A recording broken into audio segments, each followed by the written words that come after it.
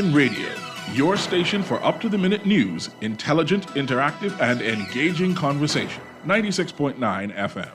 The views and opinions of the hosts and guests are their own and do not necessarily reflect the position of the management and staff of Guardian Network. You're listening to Talking Heads with Naughty, only on Guardian Radio, 96.9 FM. They say the sun and a shine for all, but in some people world, you never shine at all.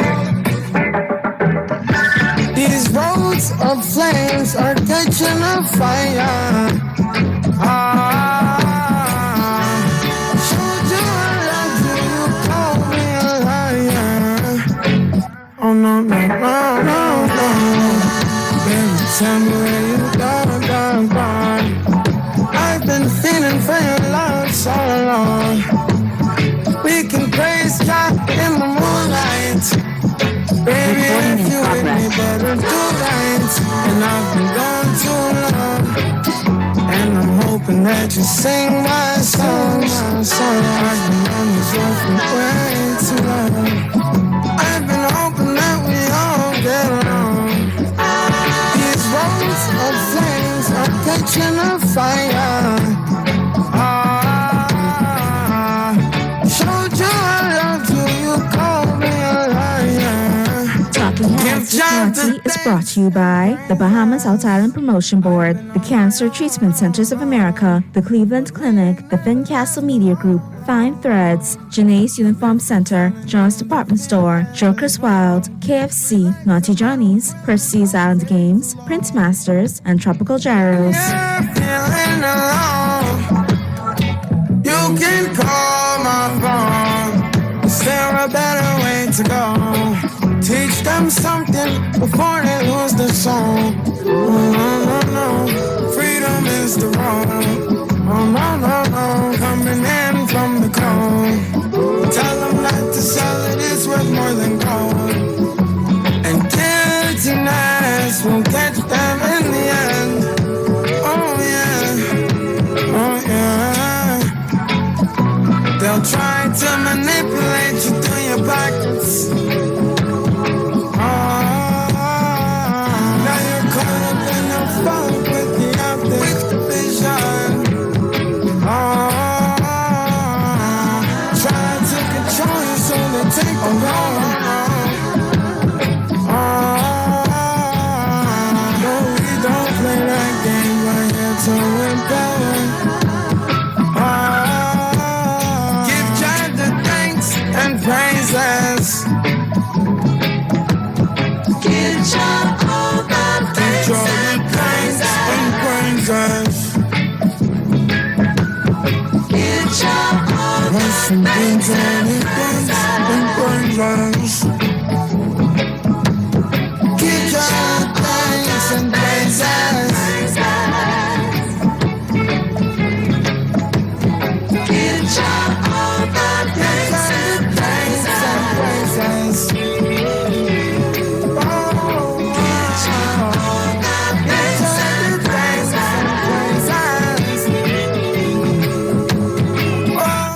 Here's how you can become a talking head. Brought to you by BTC.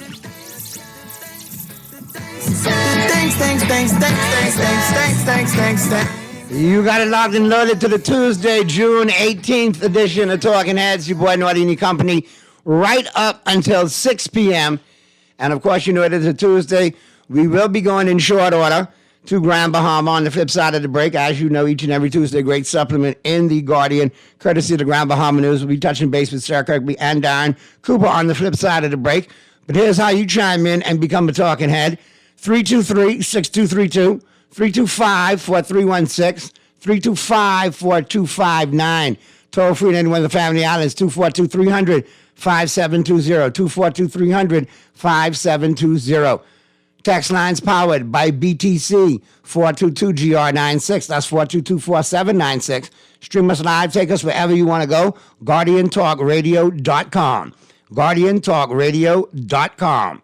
Cable channel 969, BTC Flow channel 612. That's how you get it in. That's how you get it on for fresh news, smart talk all day, right here on Guardian Radio 96.9 FM. All right, with that being said, let's check out the headlines. All right, we're what's blazing up the pages of the Nassau Guardian News and Views of Madison since 1844. What's blazing up the pages of the Nassau Guardian News and Views that matter since 1844. PM defends BPL deal. We have sold nothing. How many stories we getting out of this now? The math ain't mathing, the stories ain't storying. PM, investors are eager for changes at the Grand Bahama Port Authority. Well, interesting. It's the Grand Bahama Port, Grand Bahama report today, the Freeport report. So we'll hear from Sarah and Darren on that for sure. Man found murdered at R.M. Bailey Park.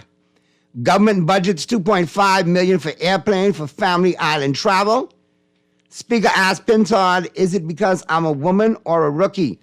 Boy, don't let me answer. You're my friend, Madam Speaker, but boy, look here. You know your friends can be honest with you. Maybe I should tell you. I don't think it's because of a woman. I don't find Mr. Pintard sexist at all. Might be some rookie mistakes, though. But the good thing about rookies is you could rebound and become Rookie of the Year. But I digress. That's another story for another day. All right, that's what's based on the pages of the Nassau Guardian News and Views in Madison since 1844. All brought to you, of course, by Fine Threads. Quick break, flip side of the break. We'll be going to Grand Bahama, see what's buzzing in Grand Bahama, and the buzz will be brought to you, of course, by John Shoes. And we'll see, I'll talk everything in Grand Bahama with Sarah Kirkby and Darren Cooper, all coming up on the flip side of the break as the Tuesday, June 18th edition of Talking Heads continues right after this. Better know. For posters and banners, magazines and flyers, for window decals, greeting cards and newsletters. No job too big and there's no job too small. You name it, we can print it. Just give us a call. Let Print Masters bring your masterpiece to life. Located in the Nassau Guardian Building, telephone 302-2361. Are you tired of the hustle and bustle of city life, yearning for a relaxing getaway without the headaches of international travel? Well, we've got just the thing for you. Escape to paradise without leaving home with our limited time 2-fly free offer for Bahamas residents. Whether you're craving adventure, seeking to reconnect with your roots, or simply yearning to unwind in secluded shores, the Family Islands has something for everyone. But you better act fast, because this incredible 2-fly free offer is only available until June 30th. Don't let this opportunity slip away. So why wait? Book your trip today. Escape the ordinary, discover the extraordinary, and experience the magic of the Family Islands. Visit BahamasResidence.com for more information and start planning your ultimate island getaway today.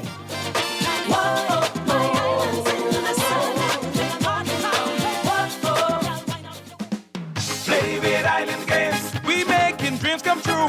Play with Island Games. We paying more out to you. Don't mind the noise in the market. You getting cash in your pocket. 'Cause Island Games is spicy and spicy is tradition. So when you play Island Games, we putting Bahamians first. Guaranteed to pay. Island Games. We like them other jokers. We've been here from the start. From the bike to computer. Island Games. We can make your dreams come true. We playing with Island Games. The Grand Bahama News is available every Tuesday in the Nassau Guardian. You can buy your local paper at Freeport convenience stores, Western Bakery, DeGregory's Fine Foods, and Bellevue Gifts. Now is the time to reach your Grand Bahama market with affordable packages, including print and digital. Call GB News sales representative Kavandre at 822-6717 or message him on WhatsApp for ad rates. Classified ads are now available every Tuesday as well. Keep up with everything Grand Bahamian every Tuesday in the Nassau Guardian. John Shoes and Accessories is your one-stop shop for all your footwear needs. You will find what you're looking for among the growing collection of classic and trendy styles with new arrivals every week. John's covers the whole family and has great prices, helpful and friendly customer service. Your experience shopping with us will be time well spent. Shop with us online at www.johnshoes.com. John's also now carries small home appliances, so come on into John's, located on Rosetta Street in Palmdale and Carmichael Road West. John's, we put fashion at your feet. This is Guardian Radio 96.9 FM. Fresh news, smart talk, all day. It's time for the buzz. What are you buzzing on? Brought to you by John Shoes. And we're back at you right here on the Tuesday, June 18th edition of Talking Heads. And we want to find out what's buzzing in Grand Bahama like we do each and every Tuesday. It's time for the Freeport Report. We go to Grand Bahama. Sarah Kirkby and Darren Cooper joining me as they always do each and every Tuesday. We got Sarah for now. I think Darren will be chiming in short order. But Sarah, what's going on, man? We got lots to talk about, man. I'm good, darling. How are you? I am good. How are you and yours? I'm hanging in. You know, it's the heat's a little bit too much, but the cloudy days helped a little bit this last week. Ain't gonna lie. Yeah, it's getting hotter and hotter and hotter, boy. I'm telling you, summer is definitely upon us. It went from winter to summer. We didn't have no spring, no nothing. Just hot. There you go. So what you got for us out of Grand Bahama this week, Sarah? So our stories this week were based on the budget debate. Obviously, we centered in on the big plans for GB, which is our front cover story. It was the story about our minister, Ginger Moxie, releasing information about what's going to happen for the International Bazaar. And then we got comments, obviously, from the opposition and from our good friend C. Alan Johnson. He also gave some commentary on his thoughts about that. So that's in the paper today. We got a little update on the airport in the budget debate, which everyone's been asking for. So we put in there what the DPM said. He sent us his speech and his comments that it is looking for the end of July, August for the airport to be ready to be gone. And so we're watching it. It said demo works are underway and will take several weeks to complete. And the contractor carrying out the demolition predicted an end date of July or early August.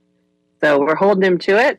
And we also popped in there a picture of one of the renderings that we saw when they released information about what's going to happen. So we're just hoping that means it's on the way.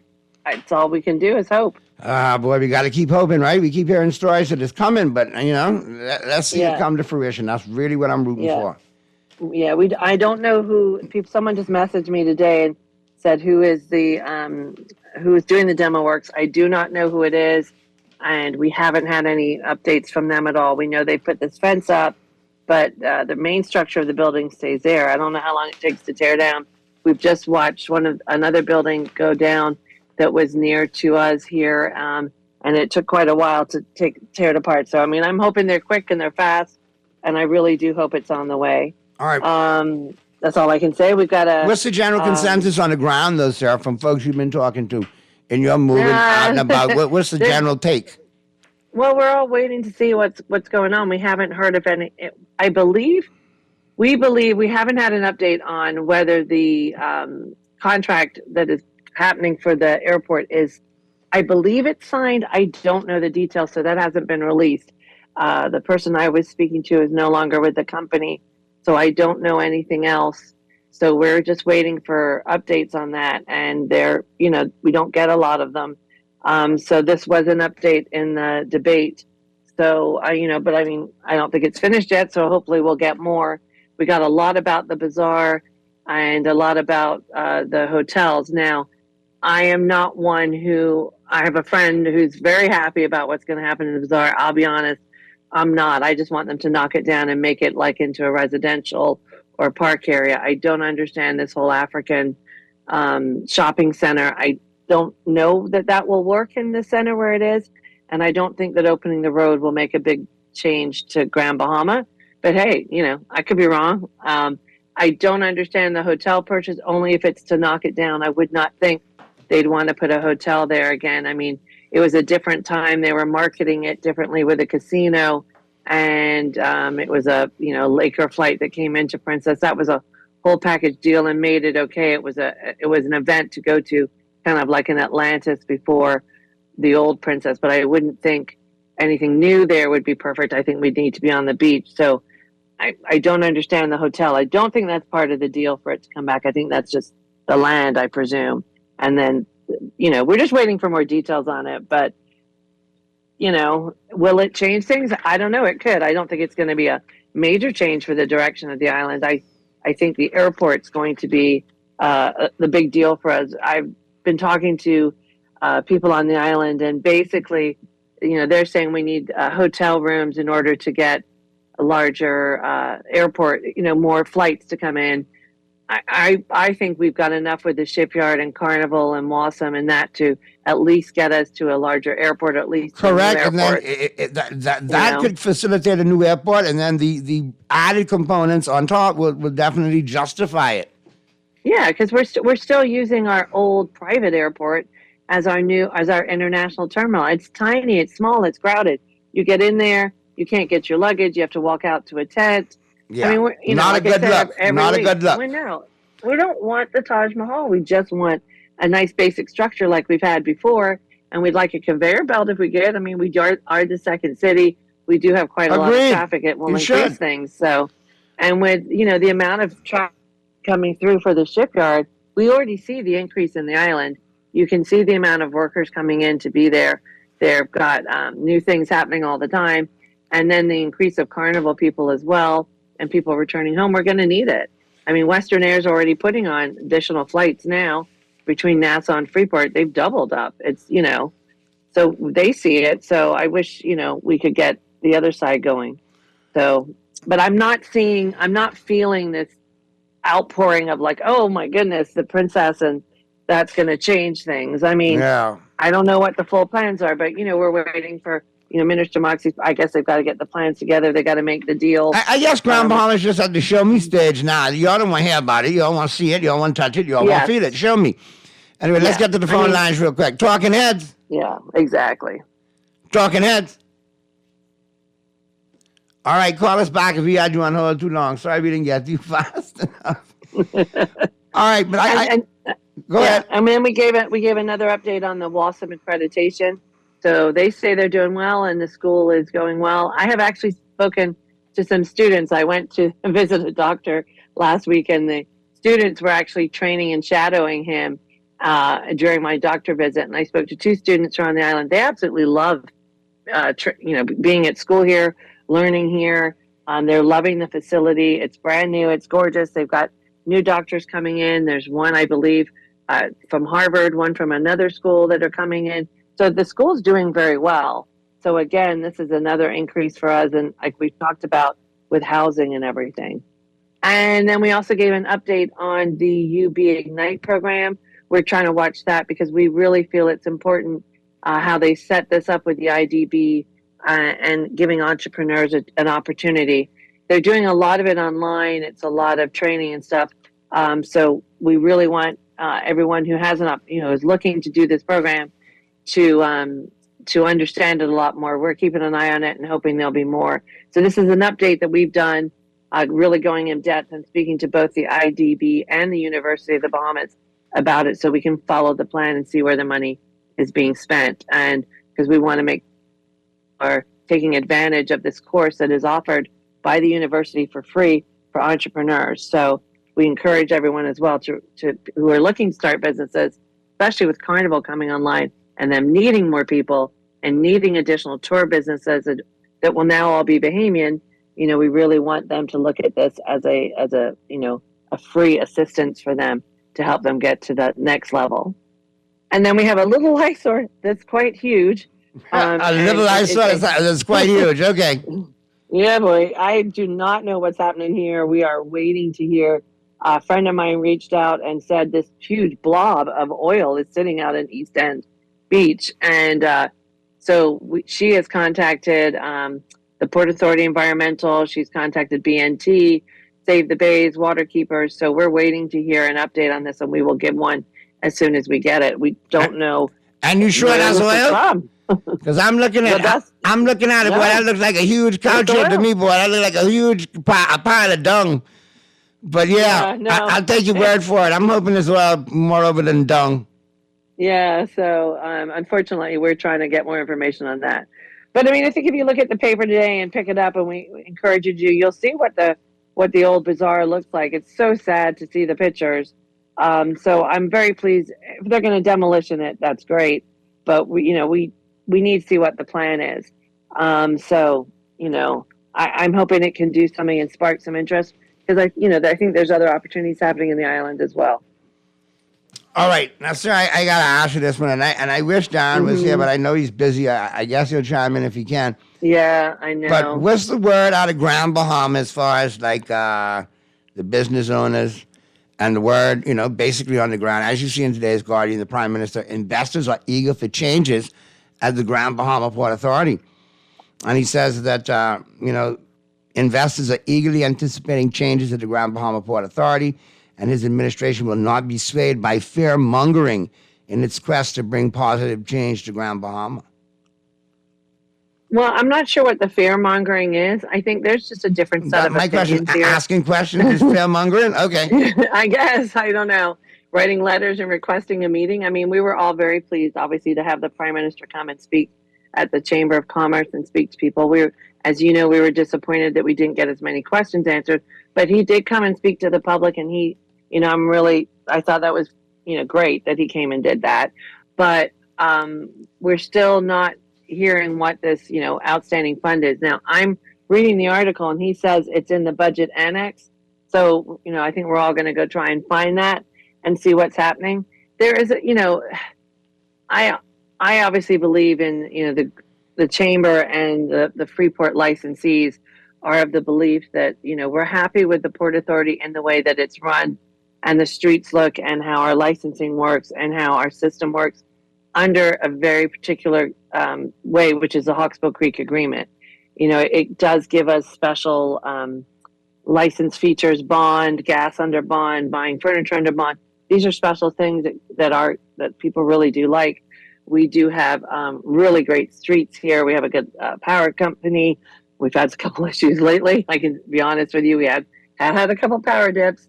But unfortunately, we did have an Act 2 industrial accidents that caused some of that. So it's not perfect, no, but I'm not sure who the big group is that's crying out for it. It just seems to me under this current government, they never seem to quite get along with the Port Authority.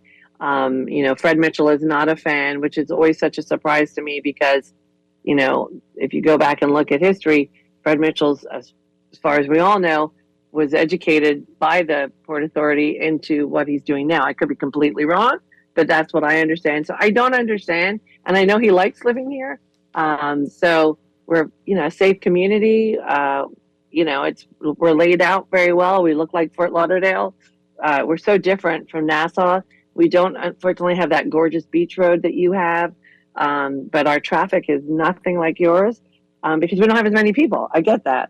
But so there are some good things about it. And there just never seems to be, I don't know why they don't seem to get along. And then I don't actually agree with the comment about the fact that it's not going to upset investors, because I work for investors and they're quite upset about, they don't want there to be problems between the government and the Port Authority. They wish there was harmony and everyone was getting along. So it's not good for people, because also for the investors, they have to play both sides. So it's not a good thing. And I do hope it gets sorted out. I think, communication is key down there. Grand Bahama needs to be answered, Yeah. I think there needs to be live dialogue with the Minister of Grand Bahama, not just press releases. So people actually, have a sense of, all right, we get to see her on a one-on-one. She gets to put her fingers on the pulse of Grand Bahama by talking to investors and shareholders and so on and so forth, and the press, obviously. Yeah. And you don't have so many moving parts. Because now here we are with all that's gone down. We're at fear-mongering because we're asking questions.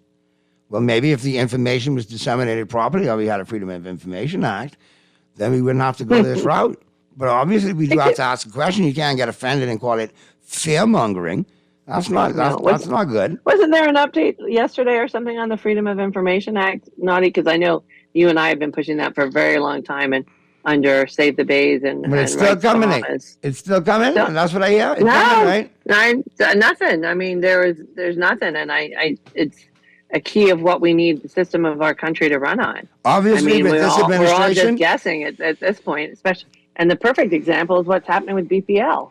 If you go on decisions made by this administration in regard to the Freedom of Information Act, the Procurement Act, it's bad for their business or their business model, if you know what I'm saying. That gets in the way of, family, friends, lovers, homies, and cronies. So obviously, we got to wait and take what they serve us as gospel. But if you ask questions or you do your due diligence or you do a little digging, now you're fear-mongering. That's not right. And you know, you could go from one end of the spectrum to the next with the media. One day the media is good, and now the media is bad. No, it don't work like that. Let's go to the phone lines real quick. Talking Heads. Yeah. Hello. Talking Heads. Hello. Hello, Donnie. Hey, what's going on, Sparky? Well, you're hanging in. Well, it's hard to get free these days, but anyway, thank God. How's your family doing? Hope everything is fine. I hope everything is good with you and yours. Mine's doing well, Sparky. What's happening? Yeah, I still got a cerebral issue to tell you about my right side of the leg. But anyway, thank God for what I gathered. We still had a little minor crimes that were, I wouldn't say minor, major crimes, but we didn't have that many. But I'm glad it appears to me that we had a rather quiet and somber Father's Day. Wish you the best, too. Thanks, man. Hope you had a good one as well. And yours. I became a great-granddaddy last week. Stop it. Great-grand. I wonder what the... I was bragging, but I was old. I said I was a granddaddy. Then they pop up the surprise on me, and they called me, they Granddaddy, we got something to tell you. I said, what you talking about, grandson? I'm a daddy today. I said, wait a minute, use my grandson. Now you telling me you're a daddy. Generations, man, Sparky, that's good stuff. That make me a great granddaddy. Yes, sir. My son and I will go here a 9-pounder, 8-pounder on the first day. I'm born on May the 4th. Man, Sparky, that's your grandchild. You're making it sound like a fish, a 9-pounder, 9.8 pounder. What you got? I don't know what kind of pounder he is. He pounded the floor, but he's healthier than life. So I'd like to say happy Father's Day, first Father's Day to my grandson. There you go. Like going through the generation. And you know the number is 18 in the roof. Got you covered. I like that. 18 in the roof. You know what we got up there now, right? Brown bottles, eh? No, I thought about last night game. 18 in the roof. Oh yeah. 18 in the roof. On that, Sparky, congratulations on your great grand. Congratulations on number 18. But my Laker heart will not permit me to let you rub it in until 5 o'clock. So call back at 5 o'clock. It always comes this time. I really get concerned being a nationalist and a bucket mouth master. But this is the year when. This is a time of the year when most fathers and mothers congratulate the kids from Annie Russell up to the university or wherever the hell you've been on graduating from whatever school you attained those degrees or those steps up. We wish all the children and our brothers and sisters and men that are graduating, fathers and grandmothers went back to school and graduated. We wish them the best and congratulate them. But you know what I get concerned about around this time, Naughty? How many children came out of the schools? Yeah, another 5,000 coming out. Another 5,000 coming out. How much? About another 5,000. Another 5 to 6 coming out. And another 5 to 6 from last year. Ain't find no job yet. What are we going to do this time? How much more on the blocks? How much more on the basketball court? How much more ain't got nothing to do? And when they ain't got nothing to do, they pick up some stupid things called guns, or some brown bottles, or some ganja, and they get in trouble. So we gotta pray. We gotta pray for some reason. Naughty, what are we gonna do? Hello? Yeah, Sparky, what are we gonna do? Is it about the color you shake you there? No, we gotta go to be Bahamian first, man, and put that political stuff aside when it comes to crime, man. You can't go that route. We can't go Bahamian first because we gotta give it to the foreigners first. No, Sparky. I'm still trying to get a farm started, and I can't get no help. Well, you gotta call me back on that tomorrow when we open up the line. I want to go fool in my country, and I can't get no help. But foreigners could come in there and get anything they want. Have a good day. You too, Sparks. Call me tomorrow. Let's get this other call in so we can get back to Grand Bahama. Talking Heads. Yes. Calling from Grand Bahama. Hey, what you got for me, C. Allen? What's going on? It's a new distribution point for hope. That's the new dope. You know, hey, see, that's a good one, Dan. See, Alan sent me the statement I was asking about, the budget summary. So there's no breakdown, see, Alan, of what it just says here that we just owe $75 million each year. Yeah, so this is confusing. Okay, if you take the other period of the billing that they had, right, and you devised it, and you used basically the economic feature from extrapolation from data, you'd estimate that the government, if nothing changes, would be sending a bill for $25 million. But they have 3 times that on it. So then it now questions is like, what calculations are they using? Or if you look at it, it's a warning to us. Imagine this, Sarah.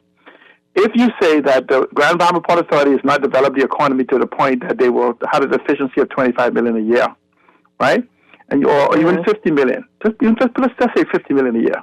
And you're now coming back to say, look, we anticipate that the economy is going to get so bad on Grand Bahama, the deficiency will be $75 million a year. So wait a second. So see, Alan, they're saying then that we get fined that the Port Authority is getting fined $25 million for not bringing enough business in, but now they've multiplied it by 3. If we basically put it in layman's terms, that's what you're saying? Yes, that's the only explanation I could come to, because why else would it double or even triple? It would mean that we could expect even a worse economy performance in spite of what it said to us. But where's $25 million coming from? They're saying that the money that we send is not enough, and that's why they're getting fined $25 million? That's the deficiency. They're saying if you actually go for the 5 years bill for the $300 million, it actually comes out to about $60 million or plus a year. So they're saying that essentially that the economy is not going to perform, even for them saying that these things are going to happen. If these things are going to happen, then why would you put a deficiency for 3 years in a row that nothing is going to change? That's essentially what they're projecting. They're saying nothing is going to change for the next 3 years. And that's what their budget says. And so that tells us that we need to prepare as a community, because apparently the blueprint for change means nothing, because a lot of promises was made in that blueprint for change, and the government has yet to put the infrastructure requirements that it takes to actually do that. And so we hear people talk about a lot of different things about digital economy, orange economy, aquamarine economy, blue economy, ocean economy, all these things. But it requires legislation, policies, procedures, processes, all of these different things. We have heard nothing in this budget. You know, they say interrupting the status quo.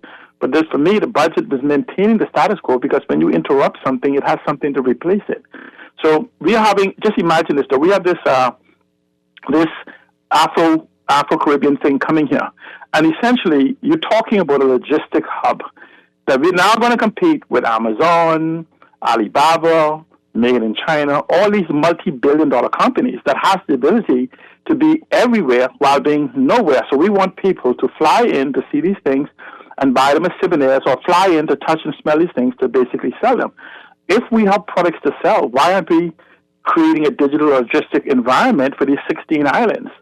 You know, are we using that as a prop for something else? I understand the concept of selling things you don't have to people you don't know for money that you don't have. But this concept of people physically coming to a location to even be engaged in seeing products and services and different things, the concept is slowly dying, more so as we begin to reach virtualization, digital twins, and the likes. What we do, though, have an opportunity for Grand Bahama is that Grand Bahama has the ability to sustain the green economy, the blue economy, ocean economy, aquamarine economy, these type of things. The problem is we're not getting the leadership that actually seems to understand, to tell us what does it take to bring these into reality and fruition. We need housing. Where's the government policy on housing? We can't wait for government to build 80,000 homes. This is the minister who said her last contribution, the current energy minister, who in her last contribution says that we were missing 80,000 homes. We need to build 4,000 new housing units per year, for which we're only hitting 1,700 of that. So every single year we have a deficiency of about 2,500 housing units we need. Where's the policy to inspire contractors and other different people to begin that process? If we need 14,500 rooms for Grand Bahama for the airport to become viable, maybe 10,000 at each, why isn't the construction industry jumping off right now simultaneously? Because investors knows, with access to digital fintech, whatever, investors knows that if you can lay out a plan. This is an example. I don't know, Sarah, if you remember Miami in 2021. There was a fight concerning for these digital big giants like Amazon and to go to. And then Twitter, Elon Musk was having a problem. I remember the guy that. from Miami, he sent a tweet saying, "You'll not have that problem here." And billions of dollars flowed into that community, almost in the immediate. If we have this infrastructure that everybody talks about, then why aren't we having the conversation with those giants and other people? You just have to see. The problem is that you can't sell what you don't know or you're totally unaware of. And so the problem is that in spite of us spending $75 million a year on consultants, that's what I thought the consultants would focus. I don't expect the 5 less celebrities to know.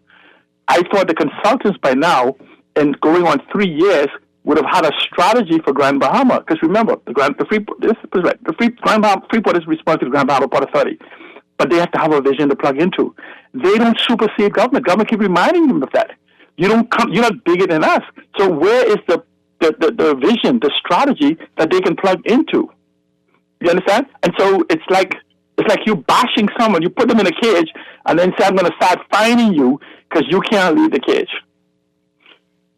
I simply say, have it make sense. Freeport, especially than the rest of Grand Bahama, is ideal for smart homes, smart businesses, smart communities, smart cities, a smart island, and a smart country.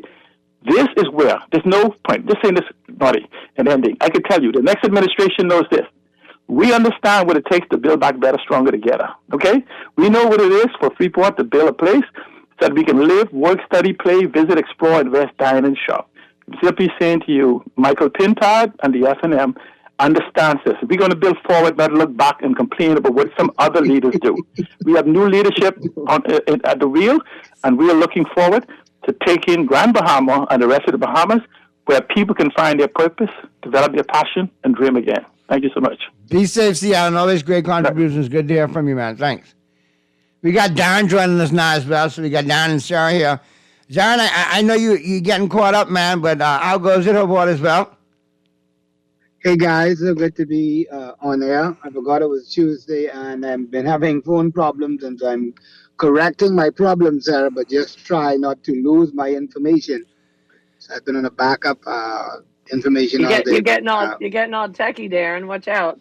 Coming into the real world. But Darren, what's your take? I mean, I spoke to Sarah. She mentioned it briefly, but what's your take on the PM's comments in today's Guardian? Investors are eager for changes at the Grand Bahama Port Authority. And the fear-mongering that is. I beg to differ because investors with the Grand Bahama Port Authority, well, I believe some do have its concerns, but I think majority of them have been treated fairly, the ones that I've been working with in terms of their relations with the Grand Bahama Port Authority. Again, I continue to stress, and I will continue to stress, that the delay of any investment in Grand Bahama has to do all the time with government agencies and government bureaucracy in being able to get it done. So I think, the Prime Minister continues to paint the picture because he probably may be representing a campaign backer who may have been stoking his ego to push him to get something done as relates to the port because he may have personal interests. This is my speculation for the day, and I'm sort of convinced of the speculation I'm making. But investor confidence as relates to their relation to the Grand Bahama Port Authority, the shareholders, I think, from my short little piece of knowledge, has been sort of okay. It's just government continues to delay and hinder any forward movement as relates to our investors. We do have investors in the pipeline that are still stuck on government approval.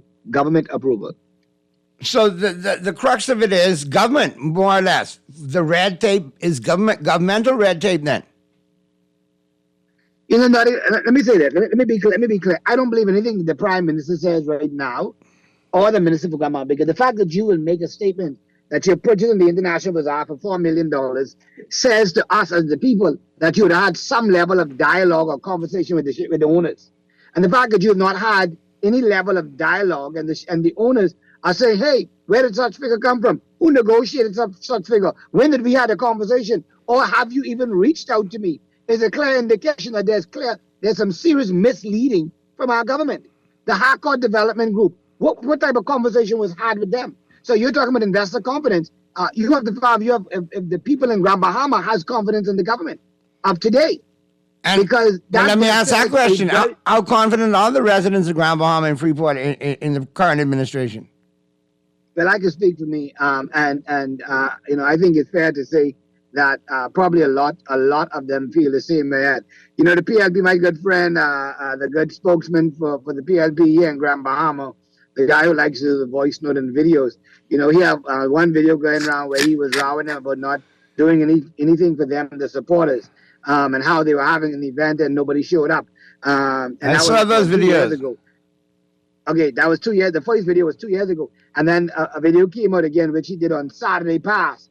And when you look at both videos and the turnout of the supporters of the men's branch, it says to you that the confidence of even their supporters is on its all-time low, and that should be very concerning for West End to East End with Men's Branch Association or Men's Branch to not have a good turnout on a Saturday afternoon. Free food and free booze, very much to think about. And they have free food and free booze? Not worrying about what. Hold on, wait a minute now. We got to revisit that now. It was free. Free food and free liquor? I say it's free. Man, now see, that's a sign of the times right there. It was free. When they're turning down free food and free liquor, you gotta revisit the scene. You gotta do some double checking now. That's a sign. So for me, Naughty, I don't think the Prime Minister's statement is fair because, hey, you know, what is so concerning for me as a Grand Bahamian, we can't get the Minister for Grand Bahama with all this big talk in the House of Assembly to even come and sit around the table, to have a conversation, to speak with the press, to answer some of the misconception or misleading or misunderstanding that we may have and we may be putting out there. You have not made yourself available. And then, you know, I mean, we got the new, whatever you want to call him in the office of the Prime Minister. What is Sarah? What the new guy from West End and Bimini is? What is his position? Something in there, you know. I don't know what his title is. But none of them. I take it you're referring to Mr. Smith. Could find the time. Yeah, Mr. Smith. Yeah, Kingy Smith. Yeah, the Smith man. You know. But yet we got him. I'm naughty. Buy him brand new car. Brand new. I mean, we just spending unnecessary. You know, but they should come. He was sworn in. Darren, he was sworn in as the parliamentary secretary in the Ministry for Grand Bahama. That's it. Parliamentary secretary. Okay, that's He's good. the PS. Yeah, I'd call him the junior minister for Grand Bahama. Well, we need more information. Like I said this earlier, more info needs to come out of Grand Bahama.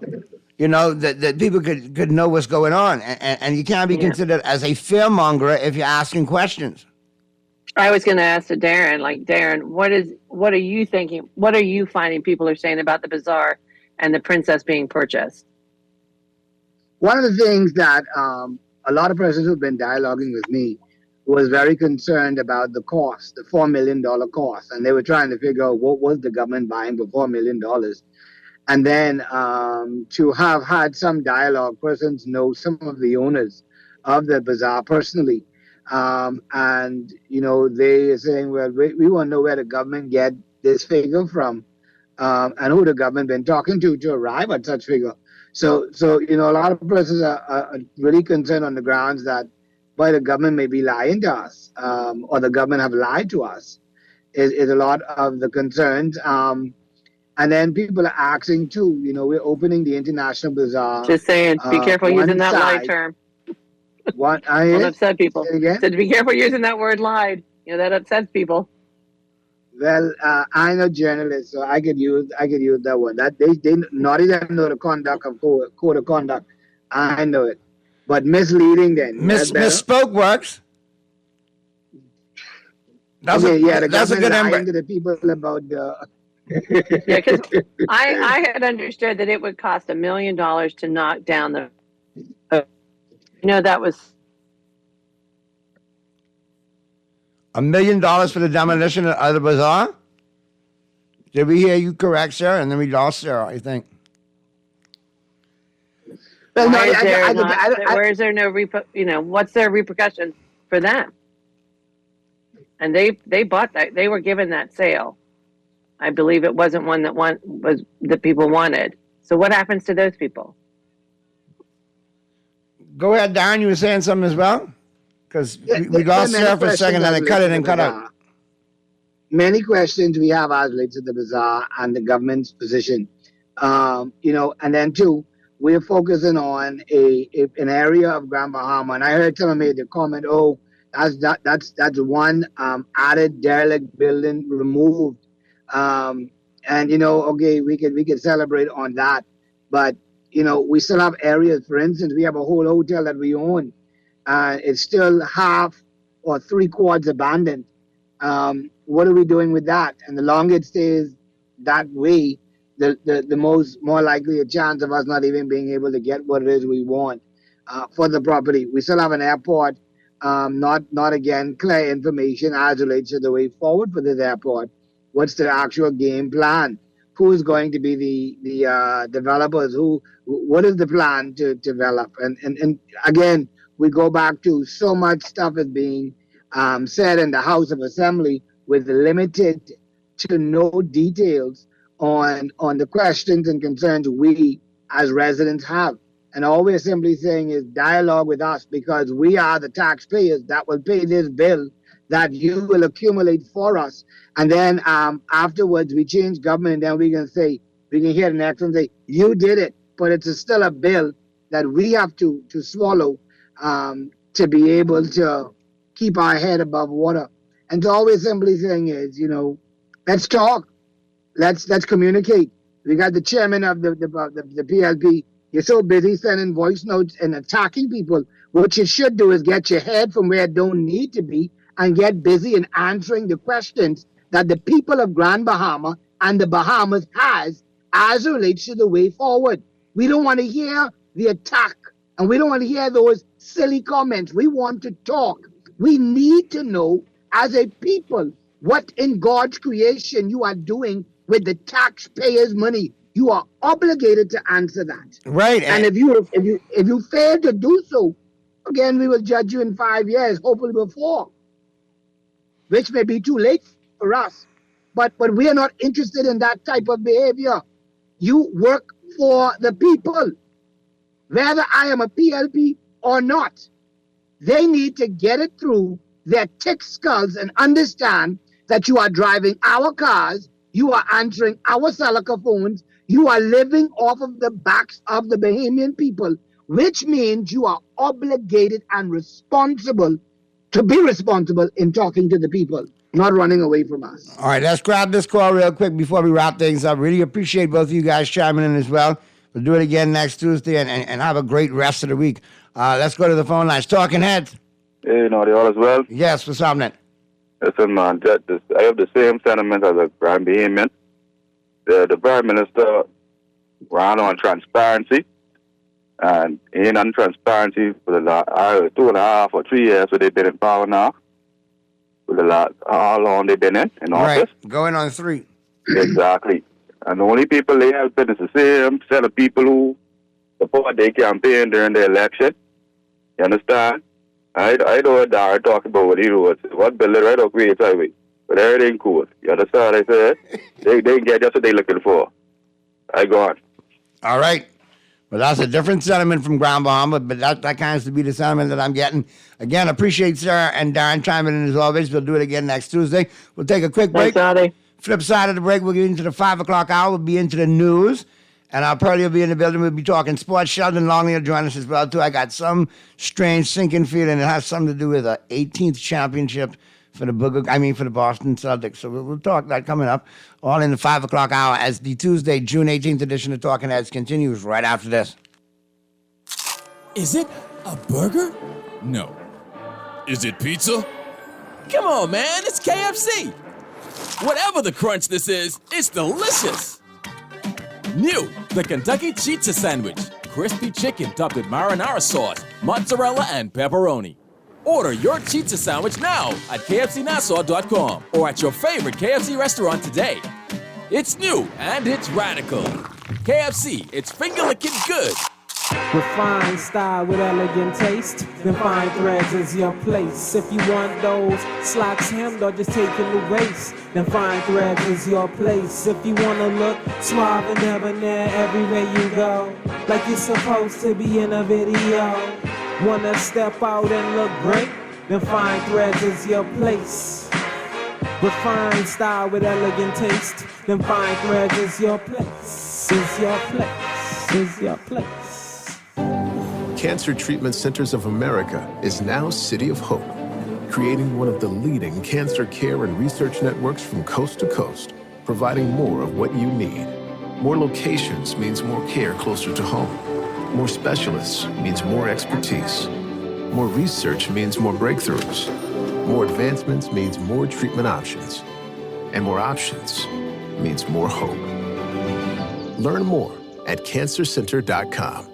We all know that our country's electricity infrastructure is decades old. It is breaking down, it is too expensive, and it cannot transmit clean energy. Small changes aren't enough. We are taking it all on. Upgrading and modernizing the grid, solar power, major energy reform. That's how we get to lower prices and more reliable electricity. It will not happen overnight, but it will be game-changing. Go to newenergyera.gov.bs to learn more. This is Guardian Radio, 96.9 FM, Nassau, Bahamas.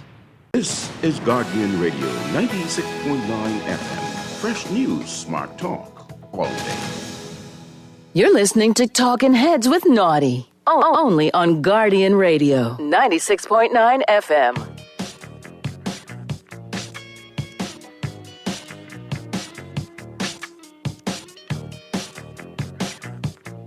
Talking Heads with Naughty is brought to you by the Bahamas South Island Promotion Board, the Cancer Treatment Centers of America, the Cleveland Clinic, the Fincastle Media Group, Fine Threads, Janae's Uniform Center, John's Department Store, Joker's Wild, KFC, Naughty Johnny's, Percy's Island Games, Prince Masters, and Tropical Gyros.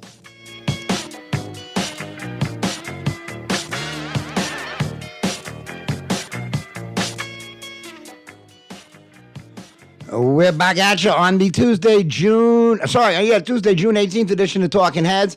Your boy Naughty and your company right up until 6 p.m. We got Purdy zooming in. Any second, Purdy should be zooming in. And I got a special guest in studio. I'll get him, to the microphone in a second, but let me get some particulars out of the way. Let me get today in sports history out of the way, all brought you, of course, by Naughty Johnny's. Because I know when I start talking to my guest today, it's going to be long. It's going to be long. So, let me get this in and get this done. Oh, and it's a short day today in sports history. All brought to you, of course, by Naughty Johnny's. Don't forget Happy Hour Naughty Johnny's each and every Wednesday and Friday, 5 to 7 p.m. Always worth the trip out there to the Old Fort Shopping Plaza. Great cocktail specials, great appetizers, great food. Be sure to check them out each and every Wednesday and Friday, 5 to 7 for their happy hour. All right, on this day, June 18th in sports history, 1953, 17 Major League Baseball records were tied or broken in a game between the Boston Red Sox and the Detroit Tigers. 1960, Tom Sheehan of the San Francisco Giants became the oldest first-time manager in Major League Baseball. Sheehan was 66 years old, 2 months and 18 days.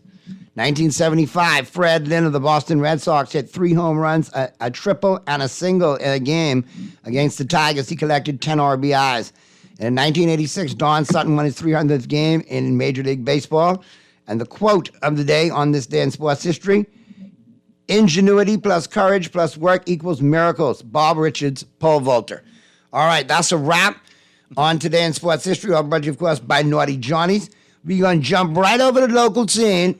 All brought to you, of course, by Burger King Nassau. And be sure to check them out tomorrow. It's Whopper Wednesday, $5.95. You got the Whopper fries and soft drink at your favorite Burger King Nassau location, or go angry. Get the Angry Whopper, the Angry Chicken, or if you want, spice up your breakfast with that Angry Crisp Sandwich.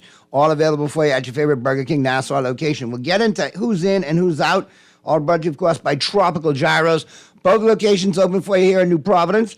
All right, flagship store over there on Mackey Street and Rosetta, and, of course, the western location out there at the R&D Plaza. And don't forget, Freeport's open and popping for you as well. Like I always tell you, man, the Greeks may have invented the gyros, but Chef Gomer and Tropical Gyros perfected them. All right, who's in and who's out? Purdy, you in the building? Radio. All right, buckle up, because you know our special guest from right next door, all the way from the Guardian Sports Room, our sports editor here at the Guardian, Mr. King Leprechaun himself, Mr. Boston Celtics. I don't see this man in this section of the building only 2 times a year. When the Celtics win a championship and when the Dolphins beat the Cowboys, that's it. Otherwise, we don't have much to talk about unless it's a Yankee World Series, and that way you can come for the whole week. His counterpart from another radio station and TV station been teasing all morning too. Who was that? Yeah, Fisher, really big bald leprechaun head. Yeah, there are quite a few of us out there, Pretty. There are quite a few of us. Anyway, I will go and now welcome to the show, Mr. Sheldon Longley. Sheldon, good to see you as always. And yes, it's your moment, my brother. The Celtics have gotten number 18. Purdy and I have to sit our Lakers 17 trophy toting behinds on the side and watch y'all do your thing. Oh, man, thank you so much, man. It was a long time coming. It's well-deserved. I think the guys fought hard for it. I was so excited last night I didn't even sleep. I was watching highlights all night, all morning. So just want to give a shout-out to all the Celtic fans out there. There's so many of us. May, TJ, Vado. My mom is a big Celtics fan. That's where I got it from. There's so many of us out there. We've been waiting so long for this. It feels great, man. Pearly, boy, it's thick in here, You get you swimming today, Pearly. It's dead thick in here today, but it's so thick. I know it's thick in there. I still waiting for that formal congratulations from Pearly. I ain't got that yet. Pearly, go ahead, man. Congratulations to you and your Celtics on your 18th victory. Well deserved. Well, to be very honest with you, I did pick you from the beginning of the season. I just went with Dallas in this because I could never, ever, ever pull for the Celtics in anything. But see, Pearly, you gotta be able to separate your professional pick from your heart, man. That's the thing. I know you didn't want us to win, but if you feel like you was gonna win, you should have stuck with it. When it comes to the Yankees and the Celtics, it's hard. Gotta separate, man. You gotta separate the baseball giants. Pearly's been very diplomatic. Let me give you my congratulations. Congratulations on number 18. Thank you, man. Well deserved. 6 straight trips to the Eastern Conference Final is nothing to shake your head at. You did it with a new coach. It's kind of like Mark Jackson. Ebby Udoka built the team. This guy, Mike Masala, took it to where they needed to be and won him a championship, cool hand. I can refute that a little bit. I think Brad Stevens actually built the team. Well, we'll give Brad. I was about to give Brad his credit, making the ultimate transition, moving from the sideline to the front office, kind of like Auerbach did before him. Yes. And you rebuilt the Celtics to a team that could actually compete for 6 straight years in the Eastern Conference Final. Yes. They made 2 finals out of the 6. Most people may scoff at that. Now, if you're a LeBron fan, you'll rave over that. But at the end of the day, they went to 6 Eastern Conference Finals, 2 NBA Finals. They won 1. And I tip my hat to them. It's number 18 for the Celtics, a storied tradition franchise, a great rival of the Lakers.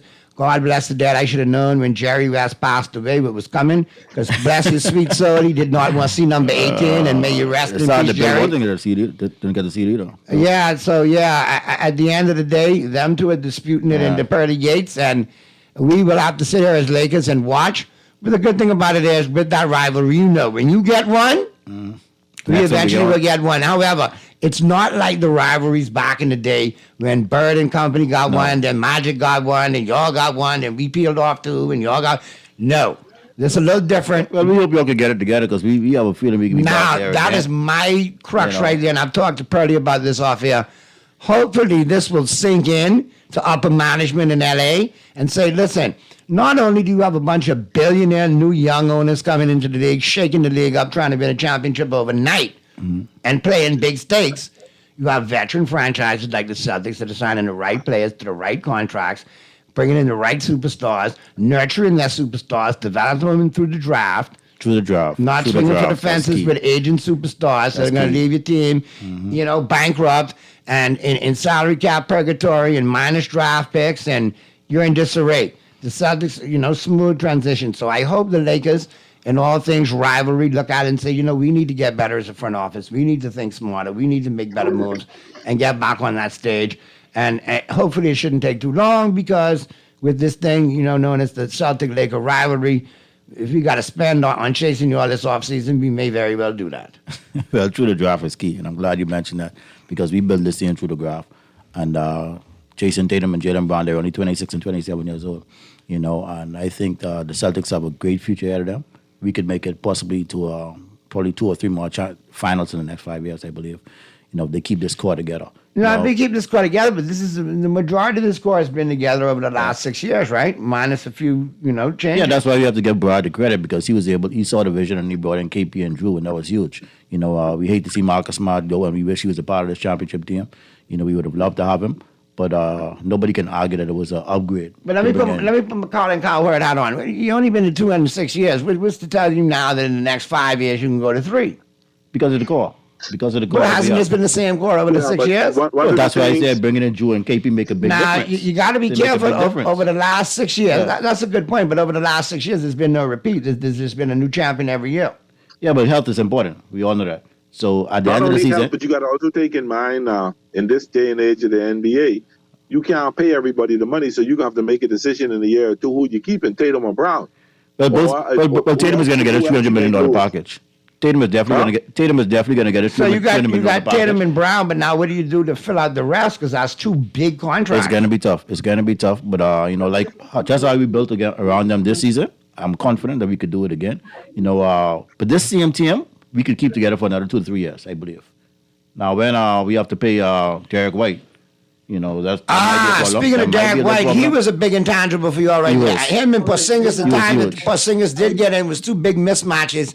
That won some games for the Celtics, I think, too. The Dallas couldn't figure out, couldn't adjust, make the adjustment, too, was White and was Porzingis. Man, he was the key to the series. Him and Derek White in that backcourt and the pressure that they bring in that backcourt, that was huge. We're going to need that going forward. So we're going to have to find a way to keep them 2 together if we want to continue making it to the finals and continue winning championships. I think we could do it. And another thing that got me, too, Pearly, I don't know if you noticed, but... you got some contracts. Don't you have some contracts expiring this year or next year? Only Tatum, and then White is the year after that. Yeah, but only Tatum this year, and he's gonna get his $300 million package. And what about Brown? Brown already got paid. He got paid, so he's paid. Brown is locked down for the next 3 to 4 years. Remember, we got the big extension. Okay, we got the $300 million extension. Brown got his $300 million extension. Brown got his money. So Porzingis on a 1 year or 2 year contract. He's on a 2 year deal. All right. So it's gonna be Tatum first. He's gonna get his money this summer, and then we're gonna have to deal with White after that. Once we keep this core together for the next 3 to 4 years, I'm confident we can make it back. We got a couple of texts coming in. Naughty, ask Sheldon if that's Vado Gray he's referring to. No, the Vado Cartwright. That's my boy from the airport, man. Oh, because he was like, well, my brother Vado, we've been Boston fans from we were 1. My mom is a big Boston fan, too. Big shout out to him. We've been Boston fans from as long as I could remember, from primary school. We came from primary school together. Also, the Dennis Culmer, my boy DJ, from I could remember from growing up, always been Boston Celtics. Oh Lord, gotta salute those guys. I gotta shout out Lorenzo Baricelli, the GM down there at Margaritaville and at the Point down there. He's a huge Celtic fan from back in the day. I'm sure I would be hearing from him later on this evening. Not as pleasant as I'm greeting him now. Quite a few. My face can get rubbing it later on. We ain't taking the bandwagoners, though. The bandwagoners, they can stay where they is. Speaking of bandwagoners, big celebrity NBA bandwagon. Apparently, KD is now making mention he wants to end up in Boston somehow. Seriously? Really? Yeah. It's coming out now. Take a serious pay cut. At this stage of his career, if he wants to win rings, I mean, he might fit in. He might fit in well there. Not only will he have to take a pay cut, but I don't even know if he could fit on that team. That's what I'm saying. He plays no defense. He might have to come off the bench. Man, that's scary. KD fans are going wild. But listen, speaking of your bench, probably another thing that galled me last night was I saw Svi Mihailuk get a championship ring. We drafted him a couple of years ago, rushed to trade him away to accommodate, getting another shooter for LeBron in Bullock a couple of years back. It didn't work out.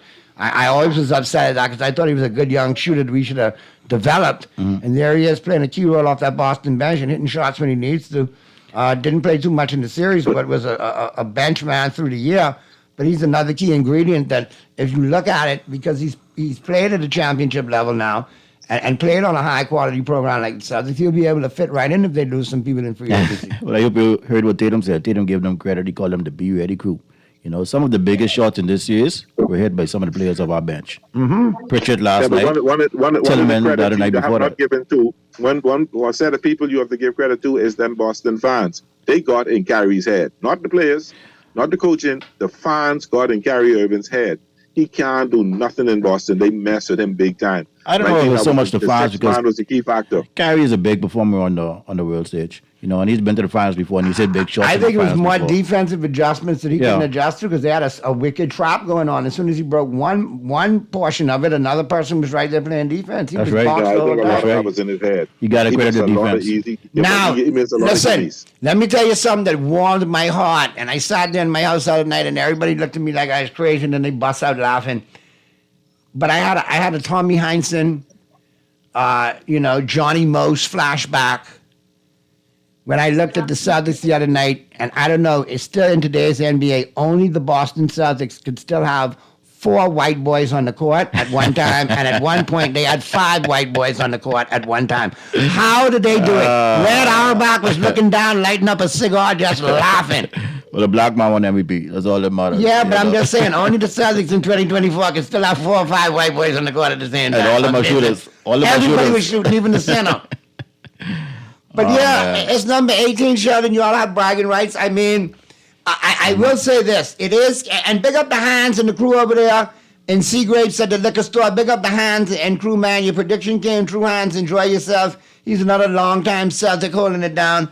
Listen, I look at it, though, and I feel a little like let down in the sense that what's next? Is Boston going to be that team that we could say is a potential dynasty and everybody jump on the bandwagon? And can I break up my Lakers Celtic hate again? Or is it just going to be another changing of the guard next year? I mean, we think it's big dynasty yet, but we can say it starts with one. We will say it starts with one. And we got that one. We got that monkey off our backs. We bring back 12 out of the 15 players next season, including the entire starting 5. Horford will be back. but let me ask you this, though. You bring everybody back. I think there's 2 teams waiting for you in the East. One is... That's right, they's waiting for us this year, too. No. Hear me out now. I'm not... you got to have your swag. You got to have your moment. But I think a healthy, retooled Milwaukee Bucks team may be a problem. And a rivalry from back in the day, a healthy New York Knicks team. One thing a lot of people is Not not only, talking about. I cut you off. Not only that, if Paul George signed with the Sixers, that's another team you got to worry about. It is. But the Sixers for you and I, but the firecracker always be wetter than. When you expect the explosion, it's like, And can Embiid stay healthy? You know, that's a big question. Can he manage a full 80-game season, playoffs, and regular season? You know, Let's that's go the to big question. let's go to the phone lines real quick. Talking heads. A pleasant good evening once again on the sports section. Go ahead, Sparky. This is a long time Celtic gremlin right here. Go ahead, Sparky. Now, Get let it me tell in. you something. You know, one thing I don't understand about my Bahamian sports, I call your side Monday night coaches, and you know everything but sports. You know, could quote everybody birthday, what primary school and kindergarten they went to. You all know so much about sports that you all don't listen to nobody from the whole gig. You realize it's been 16 years since the Celtics been championship again? Because they beat my Lakers in the process. Listen, you all changed team this year and changed team next year. 1 minute you're the Miami Dolphins, the next minute you're the San Francisco this, the next minute you're the... That must be some other show you listening to. No, they ought to be changing team all the time. I tell you, the new champion. Sparky, I rebuke you in the name of Jesus. I am to the Dallas Cowboys. Would you hold on, Sparky? Hold on. I was a child. Hold on, Sparky. I am to the Dallas Cowboys. Can't talk now, please. No. Hold on. This is my show still. I know it's your show. All right, so hold on. I can get this point out. I am to the Cowboys, Lakers, and Yankees. Would you are to the PLP? So don't even go there. No. And I am to Kobe Bryant. Would you are to Brad Davis? So don't play with me, buddy. No. Don't even go there because I was a F&M for one time. Yeah, man. See, I never. Everybody going to F&M. But I got to think.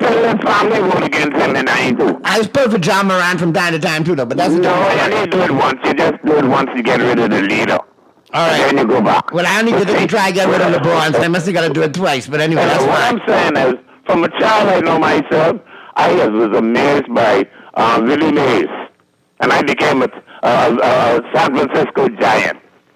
When I was growing up, when it came to football, I just loved Johnny Unitas, and I became a Baltimore Colt. So why you bragging talk about you's a Pittsburgh Steelers fan? You's a big switcher yourself. Baltimore Colt got rid of Johnny Unitas, then the Baltimore Colt went to a time where they left Baltimore and everything.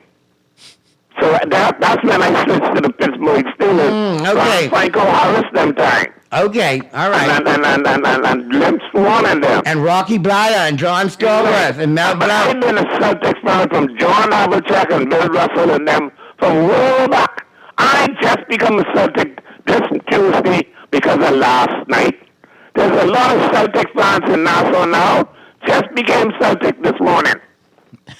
That's what the Hangman's do. They go to the bar, they get drunk, whoever win. Next year, that's what color uniform they wear. Sparky, I can say this. I can't speak for the other Celtic fans out there, but I pick all of my teams in 1983. Celtics, Dolphins, and Yankees, and Valley Boys. 1983? 1983. So One out of four, I've been at this for a while, eh? For a while. And I never switch. I never leave none of my teams. And everybody can tell you, I know but 1 in 15 Dolphins.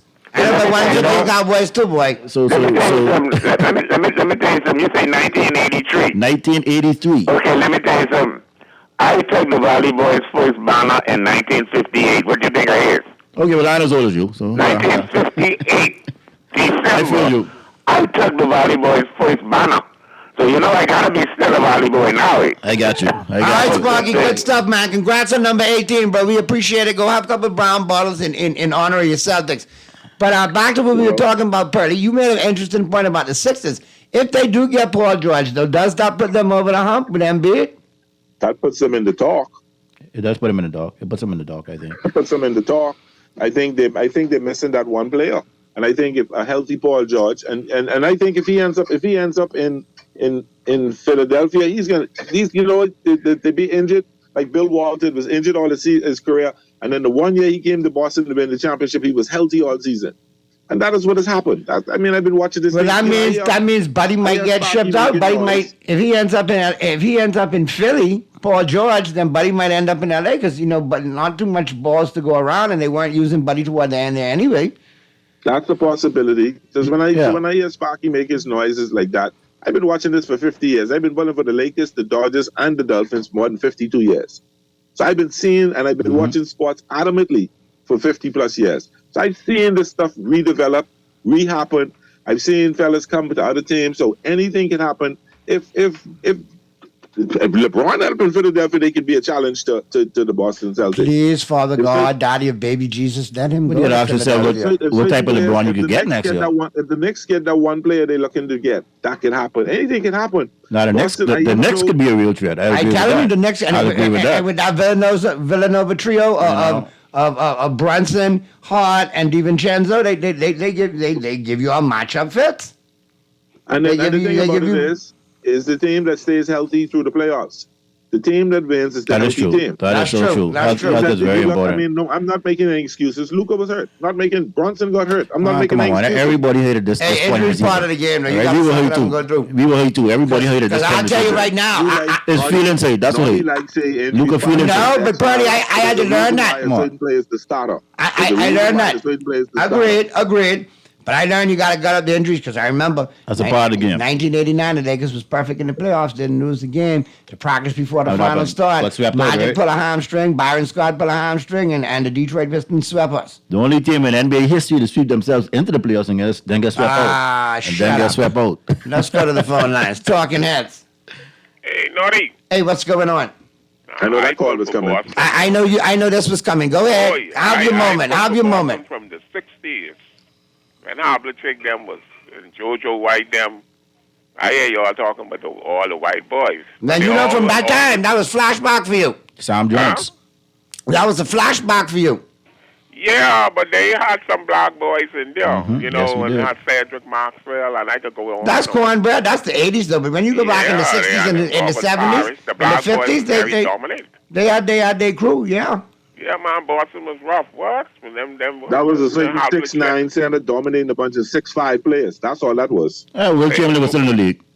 Will Chamberlain was in the league. Pretty, what you say?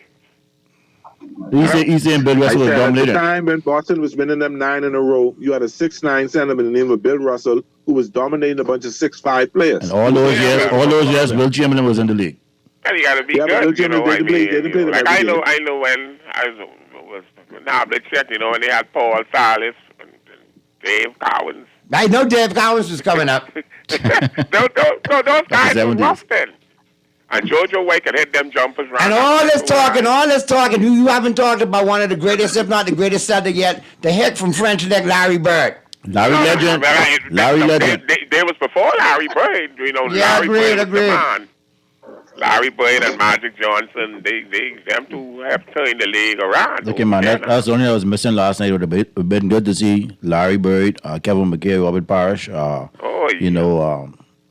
Paul Pierce, Kevin Garnett. How about Jerry Shishting? It would have been good to see them in the garden What last about night. Jerry Shishting? Yeah, Sting, yeah, but Jerry Shishting. Okay. Rick Carlisle was on that team too. Don't forget Dennis. Scott Redmond. Earl's favorite, Greg Kite. I ain't seen nobody had that Ali shuffle move like Kevin McHale. McHale is getting up. Hold on, stop. And there was one person who used to shut him down, high school, college, and the pros. Purdy, tell him his name. You know, you always say Michael Sweetbells Thompson. Used to own him. I know I love me some bells, but I ain't know about Hold on. You notice, wait a minute now. I love me some bells, but I ain't know about owning McGill. Hold on. 87, 88, he was brought into L.A. for one reason, to shut down Kevin McHale. And he shut down Kevin McHale in 87. You all didn't make it in 88. Boy, and he won back to back. Go have a look. He won in 86, though. Okay, all right. And he won in 85 in the bottom on the Magic Johnson hook shot going away. Who Boston win the most championship from? Who they win the most championship from? Who they beat the most? Oh, the Lakers. The Lakers. Let them know. All right, then. I only want to get you straight. So since you say that. As a matter of fact, the record against the Lakers in the finals, I think, is 9-3, I think. I tell you, they beat the Lakers. But it was many times. the last championship before the one we won in the bubble. Who did the Lakers beat for that? Yeah, no, we beat before that, too. But I remember. They beat us in 2010, and then we beat them in 2008. So who had the last laugh when we played head-to-head? It doesn't matter. Shut up. Who got the most championships? Kobe on the bench. Kobe on the bench with the fist in the air. Kobe on the bench with the fist in the air. Hey, Watson wagging the white towel. We got the Yankees this series. Well, you listen now. Sheldon, don't give him too much slack. He's an Oriole fan, so he plotting on us in baseball. You know that. I pulled for the Orioles from the 60s. Good young team. You know, solid young team. This will be a solid series this weekend. A solid series. The Orioles and the Colts. When it was Baltimore Colts going Indianapolis Colts, I still pulled for them. Hey, but look, when Cole comes back, the Yankees pitching rotation is going to be dangerous, man. It could be very dangerous. It's going to be dangerous. Very nasty, but I like they did it under the radar, quiet as kept. And here we are. I think Boston. I think back to Boston. I think they're going to repeat. You have a good chance. That team they got. You have a good chance. Very good. Once they stay healthy. Once they stay healthy. You talking about? That's the key. I heard Longley mention about with the boy going to Philly. Man, Philly can need more on him, man. Well, that would be a good pickup for them. I think the three best teams in the East next year, as it stands, could be Boston, Milwaukee, and New York. Now, if Philly used to get Paul Pierce, not Paul Pierce, Paul George. Paul George, yeah. That could swing. That could put them in the top 3 in the East. I have no doubt about that. Yeah. All right. Anyhow, good talking, man. We got another call to get to. Good stuff, though. Congrats on number 18, bro. Hey, you know what I'd like tonight? I'm Sheldon. We got somebody making a debut for the Yankees, playing first base. I saw that. Ben Rice making it. Hey, Purdy, keep an eye on Ben Rice tonight for the Yankees, you know. I saw that. Is that Jim Rice's son? It may be, you know. You're right. It could be. I need to Google that. It could be. Check that out. Let me double check. Let's get to... Yeah, go ahead, Purdy. One thing about your Yankees, don't build up your hopes yet because y'all didn't expect your pitching staff to be this good. No, we Let's didn't. see what happens after the All-Star break. That's Then we get to the dog days or something. Purdy, Separate them from boys. I will take that. I will take that. Not a problem. Let's go to the phone lines. Yeah, brothers. How y'all doing? What's going on, Muff Bryant? Yeah, Naughty, from the minute you say, I have a guess, and this could be long, I said, I shall live long. You should have known that. Hey, but it hate me to do this, but let me congratulate you, the caller who guest called, and all the original Boston, in the talk of Sparky talking foolishness, all the original Boston fans, we know what they was, because we used to have a rivalry back and forth with them for the last 10, 20 years. So this is the one who gets become no Boston. But thanks, man. Congratulations on number 18. Yeah, and watch yourself, but no back-to-back now. And I don't like how you're counting out Miami. You know one called Miami. You can't call Miami. You can't call Miami yet, man. Watch yourself. Jimmy Buckets man up in New York. Jimmy Hortner, to take them and Brown and get one before him. And Pat Riley ought now because Pat Riley ready to be rebuild now. Well, no, Miami will always have that gutsiness about them, but they need talent, man. They need depth. Yeah, we need a couple more. Yeah, man. That's on defense and size. Yeah. And size, man. You know, because if we have tall players, we can't do nothing with them. And especially Bazinkas, you couldn't do nothing with them. Yeah, and the game changing. You need wing defenders. Right, but all year from the season start, you all hold the number one position in the whole NBA for the whole year. Drew Holiday was a big pickup. He was a champion. Huge addition. And everything. Huge. He played big. And Lightning does strike the same place twice. Pitcher did 2 big half-court shots in a game. They were huge. Yeah, man. Congratulations, man. But watch it for Miami next year, man. Miami is the threat they all for next year. All right? Yeah, it's hot. we could never sleep on Miami, you know. Yeah, he hot right now. He hot. So he won us now, though. Yeah, he being there twice. He 0-2. As long At as- least y'all being there too. Y'all 1-1. Yeah. So then he mad now, though. So what? Okay, man. Yeah. All right, brother. All right, brothers. Yeah, man. Thanks, man. Appreciate All right, it. man. Be safe, my brother. Be safe. Y'all be safe. All right, brother. Yeah. Hey, but I mean, the rivalry, you know, it stands to see what we do in free agency this year, everybody, and how they retool to come back. Because as you know, some teams will spend some money to try and chase that championship. I mentioned Milwaukee in the East. I think Philadelphia is another option if they make some moves. I also think, who else was another team that I mentioned? The Nets, the Indiana Pacers. I think they only got better and more confident playing you guys because they took you to the wall. Yes, indeed. I think free agency is going to be huge. You know, watch out for where Clay ends up. You know, I don't know if he's going to be back at Golden State, but I think he still has something to offer. He doesn't have as good of a season as he normally has, but he could be a huge addition to a contender. Speaking of Clay, is he going to play for Team Bahamas? I know he's working out. He's not probably going to play in this qualifying run. Do you think the red tape is going to get removed that he can play? I seriously doubt he plays. Too much things need to happen. You know, number one, he needs to become a naturalized citizen. I don't know if he has that as yet. You know, that should be an easy fix. But then the main thing is that USA Basketball would have to release him. And that's going to cause... Why does he have to become a naturalized Bahamian to play? And his father because according to FIBA rules, only one person who is not a naturalized citizen can play at a time. And right now, that's Eric Gordon. Okay. Right? So you cannot have him and Eric Gordon playing on the same team, as it stands. You know, and Eric Gordon is the one who got us to this point. Are we going to have Kai Jones available? I don't know. I really hope so. They're working with him up until the last hour, I think, to get him ready, to get him focused. But he ended up with a good spot with the Clippers, though. I think post-national team, I think if he focuses, he's back in the league with the Clippers. He is, but I don't think he's with the team at training camp right now. You know, so they're getting... Okay. They leave for Greece in a couple of days to play 2 exhibition games, and then they head off to the tournament. Where's the tournament again? The tournament's going to be in Spain. All right, so Greece to Spain, not too far. Right. They're going to need Kai, if you ask me. I think they definitely need somebody to help rebound, Aiden with interior defense and rebounding. You know, he's going to be needed. So I hope they're able to get him, but I don't know as it stands at this point. Yeah, but so what we have to do in this tournament now? We have to win the tournament, finish in the top 2, finish in the top 4. We have to win. It's a 6-team tournament. I think the main competition is going to be from Spain itself, the host nation. Right now, Spain is number 2 in the world. We're ranked at number 57, but we know we're much better than that. We have a good core, you know, and all of the NBA players are on board right now, with the exception of Kai. I hope Kai joins them. But you know, we see that Clay is helping them out. He's in Houston with the camp training, with the team training. You know, so you know, I'm optimistic. Hey, listen, when you look at that Spanish team, wait, listen here. They're going to be You got Juancho Hernan Gomez. You got Willie Hernan Gomez. Rudy Fernandez, who used to play with the Blazers back in the day in Europe.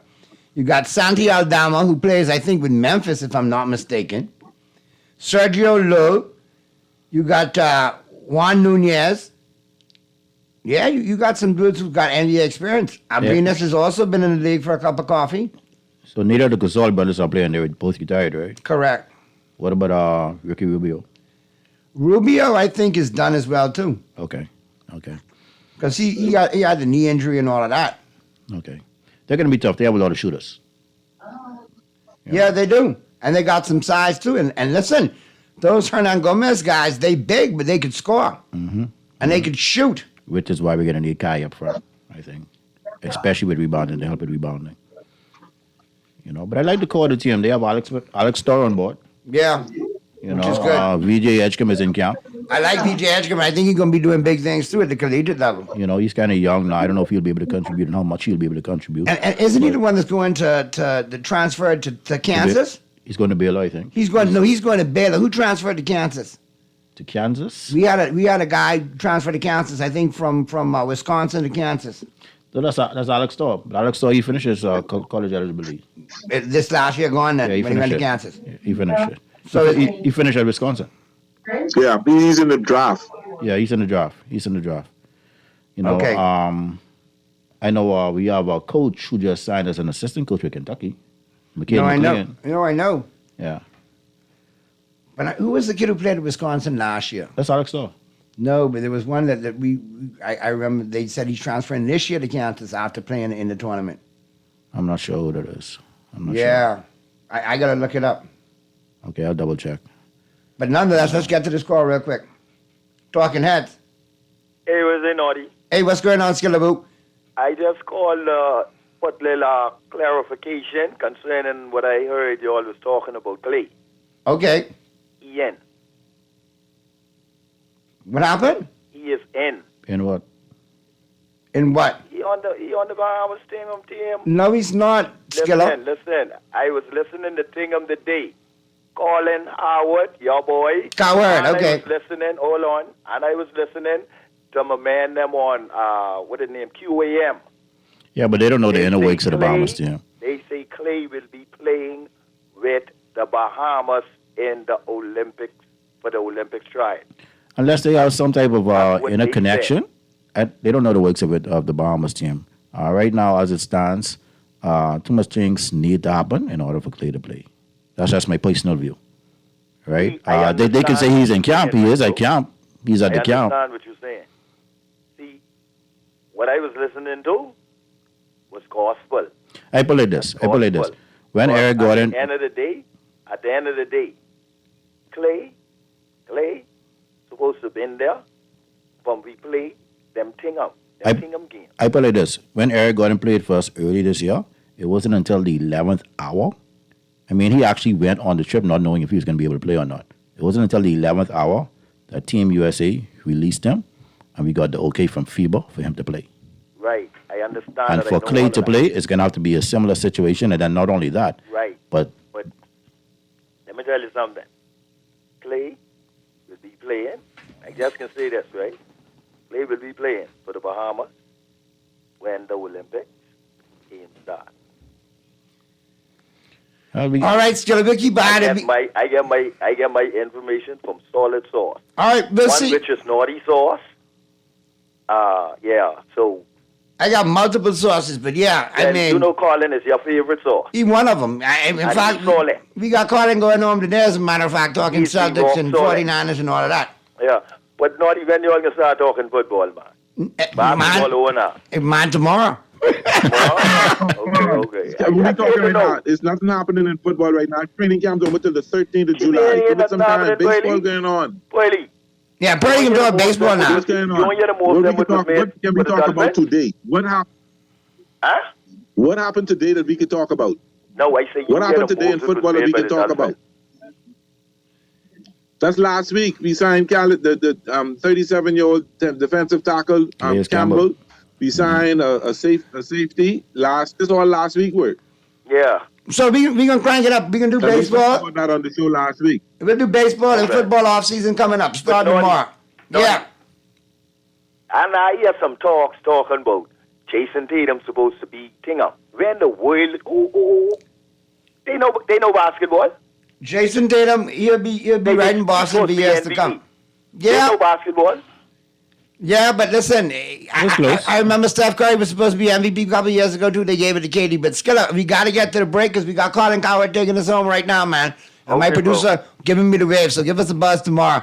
Purdy, I appreciate you chiming in. Sheldon, I appreciate you being here. Okay. Anytime. I hate to find me and Purdy had to wax poetic on your 18th championship, but anyway, enjoy 18 to it. 17.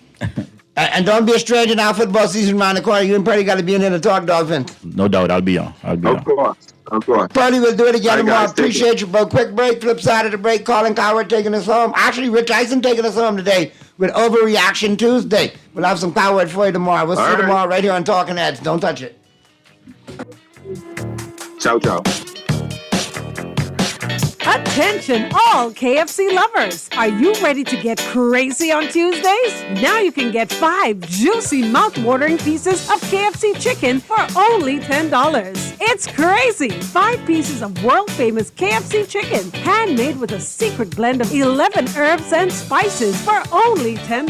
Don't miss out! This crazy offer is only on Tuesdays and only at KFC. KFC Nassau. It's finger-licking good. Play with Island Games, we making dreams come true. Play with Island Games, we paying more out to you. Don't mind the noise in the market, you getting cash in your pocket. 'Cause Island Games is spicy, and spicy is tradition. So when you play Island Games, we putting Bahamians first, guaranteed to pay. Island Games, we like them other jokers. We've been here from the start, from the bike to computer.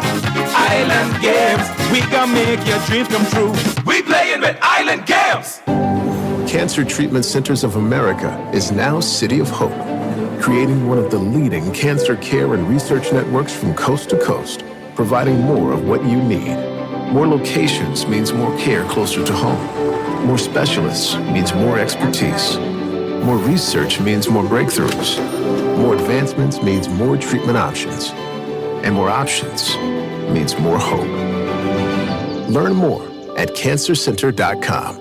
John Shoes and Accessories is your one-stop shop for all your footwear needs. You will find what you're looking for among the growing collection of classic and trendy styles with new arrivals every week. John's covers the whole family and has great prices, helpful and friendly customer service. Your experience shopping with us will be time well spent. Shop with us online at www.johnshoes.com. John's also now carries small home appliances, so come on into John's, located on Rosetta Street in Palmdale and Carmichael Road West. John's, we put fashion at your feet. Living with a neurological condition shouldn't define you. At Cleveland Clinic in Florida, we do whatever it takes to make life better today while discovering new treatments for a brighter tomorrow. From epilepsy management to specialized spine care and brain tumor surgery, we're delivering world-class neurology care for the day-to-day, for the days you live for every care in the world. Visit clevelandclinicflorida.org/Caribbean.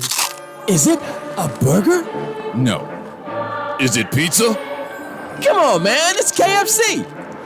Whatever the crunch this is, it's delicious. New, the Kentucky Chizza Sandwich. Crispy chicken topped with marinara sauce, mozzarella, and pepperoni.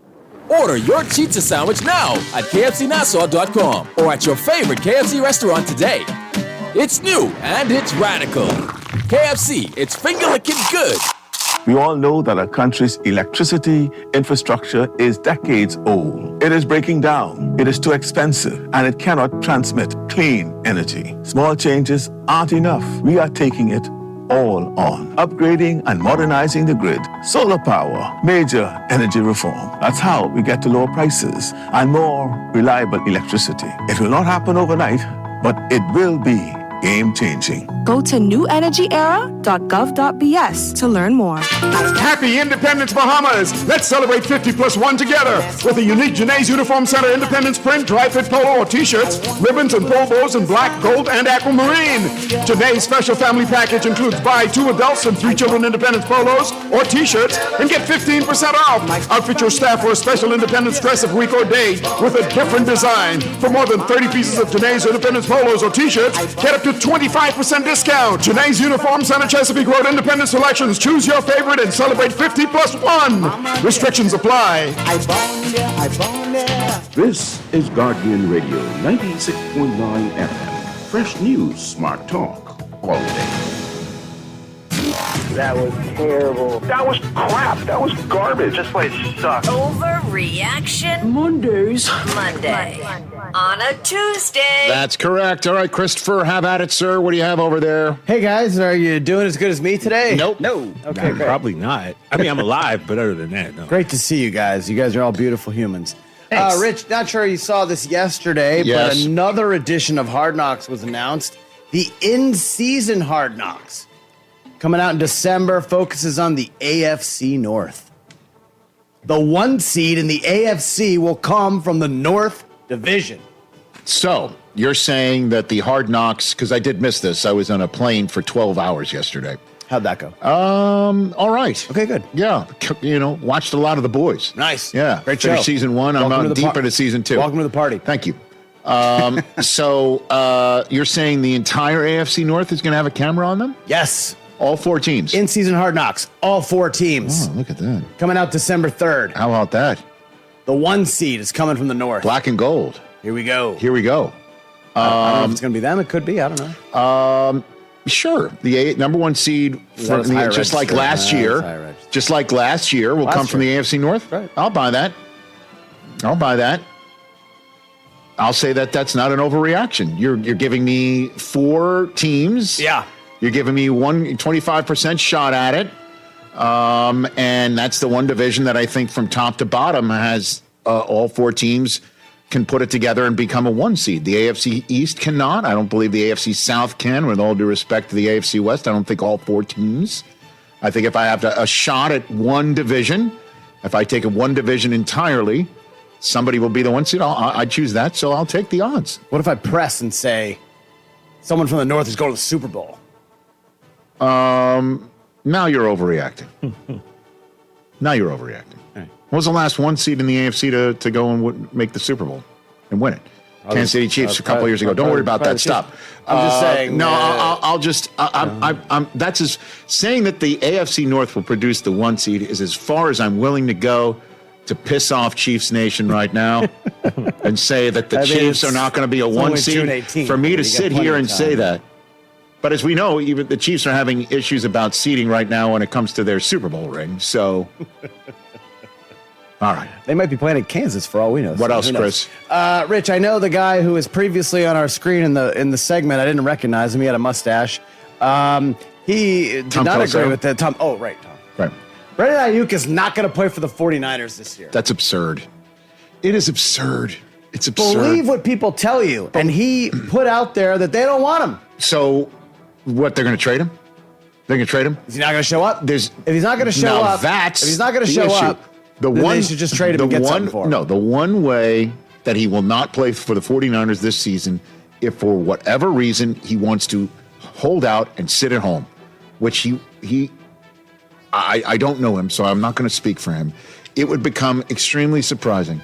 I would eat a garment of Mike Del Tufo's if Brandon Ayuk sits out the entire season for the San Francisco 49ers. I would eat any garment of Mike Del Tufo's that he's wearing right now. You know that. And I don't believe wherever he is, that he's, I won't even plant the image. Okay. You know, any garment means any garment. Stop it. Right? Like garment. Brandon Ayuk is not holding out an entire season for the 49ers. And the 49ers have no reason post-draft to trade him. What are they going to just take their best chance of winning the Super Bowl, which is Ayuk being on the team right now for future considerations and other drafts? Why?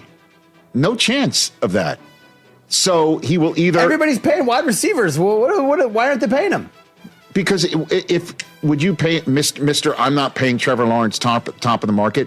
You'd pay Brandon Ayuk if his only way of saying I'm only showing up if you pay me more than Justin Jefferson? You do that? You do that. Of course you would. I think Brandon Ayuk is better at receiver than Trevor Lawrence is at quarterback. But that's not the point. My point is if his demand is to be paid top, he wants to be now the highest paid receiver. I saw he wants the Amon-Ra contract. Okay, so then, but I don't. It's not my money. I don't know why the Niners would not pay him Amon-Ra money, other than the fact that they have to pay a whole bunch of other people that the Lions don't. The Lions paid the receiver and the quarterback. That's exactly what the Niners are going to have to do. Unless they believe Juwan Jennings was damn near the Super Bowl MVP. So why do they have to pay Ayuk all that money? Well, they got Ricky Pearsall on a rookie deal. So, dude, all I'm saying is what you put on the screen is a complete overreaction. Right. That ain't happening. All right. What else?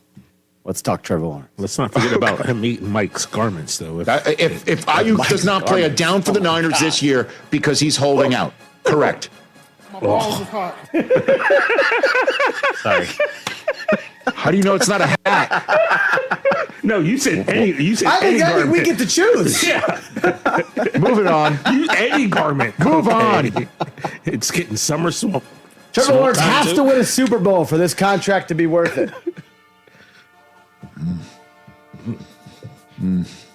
Isn't that what you say about anybody? Isn't that what you say about anybody? Not Dallas. They're not trying to win Super Bowls. Yes, they are. Get out of here. No, we're not. What do you mean you're not? I've said this before. That's absurd. That's absurd. That Jerry Jones doesn't want to put one more in the case. Then why is it Bill Belichick their head coach? Dude, I don't know. Exactly. You can't answer. Abby Stevens. Focus. Trevor Lawrence. But I don't know how that Belichick becoming the head coach of this team that they didn't upgrade much on the roster through free agency or sign early enough to create the cap space to help out on that front, how that makes them more of a champion. I don't know how that works. Some of the players on those Patriots teams that won Super Bowl. Dude, all I'm saying is you could say that about anybody. You could make that case. Yeah, but about I'm saying anybody. it about this guy. So what? So they make a Super Bowl but don't win it, and they never get out of the second round, or sure. Then I'll say you're right. That's not an overreaction. But you could say that about anybody. Do they win more playoff games than years extended? If Aaron Rodgers doesn't, Aaron Rodgers doesn't win a Super Bowl for the Jets, then it wasn't worth that. It wasn't worth doing all this. You already know it wasn't worth the headache of Rodgers. Dude, I don't know that. Yes, you do. No, I don't. Oh my God. No, I don't know that. But that's what I'm making this point. You know, you could make that case about anybody in their contract. What else you got over there, Chris? All right, Jay Fel.